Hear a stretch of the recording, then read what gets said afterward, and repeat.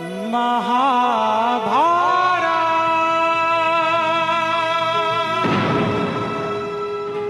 नमस्कार, मैं हूं मनीष मणि और आप देख रहे हैं दबंग इंडिया। अगर आपने हमारे YouTube चैनल दबंग इंडिया को अभी तक सब्सक्राइब नहीं किया तो सब्सक्राइब जरूर करें। गुरु द्रोण ने सभी राजकुमारों को अपने पास बुलाया और कहा, तुम लोग पांचाल राज द्रुपद को मेरे पास पकड़कर ले आओ। यही मेरी गुरु दक्षिणा होगी। सभी राजकुमार बड़ी प्रसन्नता के साथ अपने गुरु की इस इच्छा को पूर्ण करने को तत्पर हो जाते हैं और अस्त्र शस्त्र धारण कर गुरु द्रोण के साथ सभी द्रुपद के राज्य पांचाल को अपनी यात्रा प्रारंभ करते हैं।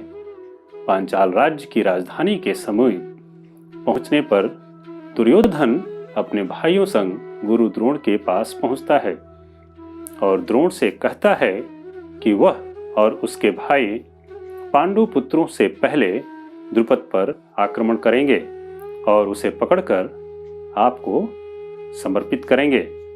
जब यह सूचना पांडु पुत्रों को हुई तब उन्होंने गुरु द्रोण से दुर्योधन को ही पहले आक्रमण करने देने की बात करते हैं।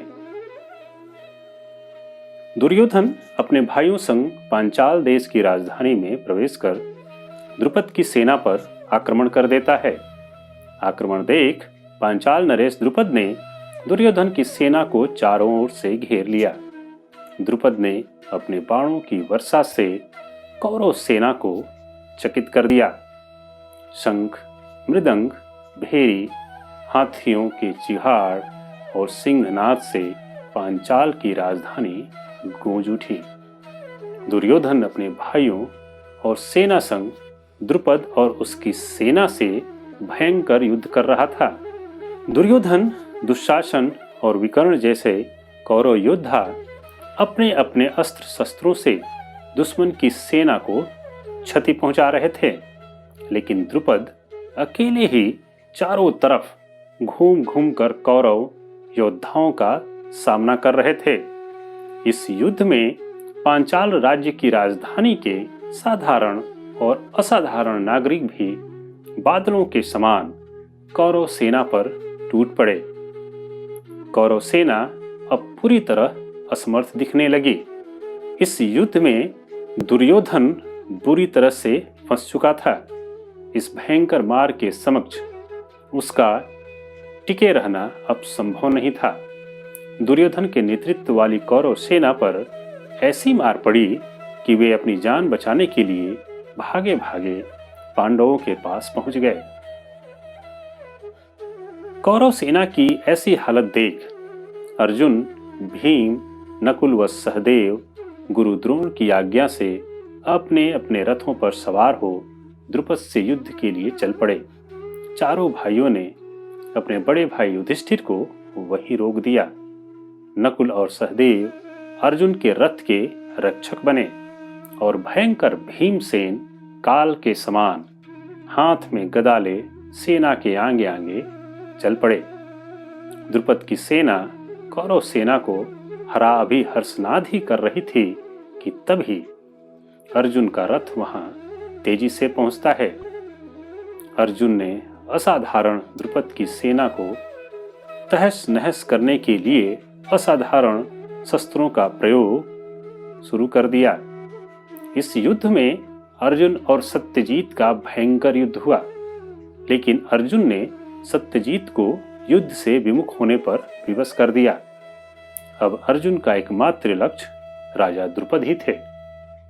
वहीं भीमसेन काल के समान द्रुपद की सेना को अपनी गदा से धूल चटा रहे थे। द्रुपद की सेना के हाथी तो मानो भीमसेन के लिए खिलौने हों। फिर अन्य सिपाहियों की क्या कहें। वे द्रुपद की सेना के हाथी, घोड़े, रथ और पैदल सैनिकों को तहस नहस कर रहे थे। इस युद्ध में भीमसेन की शक्ति से लोग परिचित हुए थे। उनके सामने कोई भी योद्धा टिक नहीं पा रहा था। ऐसा लग रहा था मानो साक्षात काल इस युद्ध में उतर आए हों। उधर अर्जुन अपने बाणों की वर्षा से पांचाल सेना को पूरी तरह से ढक दिया। अर्जुन ने द्रुपद का धनुष और ध्वज काटकर जमीन पर गिरा दिया। द्रुपद अभी संभल भी पाते उससे पहले ही अर्जुन बड़ी तीव्रता से अपने हाथों में तलवार ले द्रुपद को अपने अधीन कर लिया। पांडुपुत्र द्रुपद को लेकर द्रोण के पास चले, लेकिन भीमसेन अभी भी द्रुपद सेना को तहस नहस कर रहे थे। अर्जुन के कहने पर वो भी अपने भाइयों संग गुरु द्रोण के पास जाने को तैयार हो गए, लेकिन अभी भी भीमसेन का मन युद्ध से भरा नहीं था। पांचाल नरेश द्रुपद अब द्रोण के सामने नतमस्तक थे। उनका घमंड अब चूर चूर हो चुका था। उनका राज्य, धन संपदा और शक्ति सब कुछ छिन चुका था। वे अब द्रोणाचार्य के अधीन थे। उनकी यह स्थिति देखकर द्रोण बोले, द्रुपद, मैंने बलपूर्वक तुम्हारे देश और नगर को अपने अधीन कर लिया है। अब तुम्हारा जीवन तुम्हारे शत्रु के अधीन है। बचपन में हम एक साथ खेला करते थे, वह प्रेम संबंध अब भी है।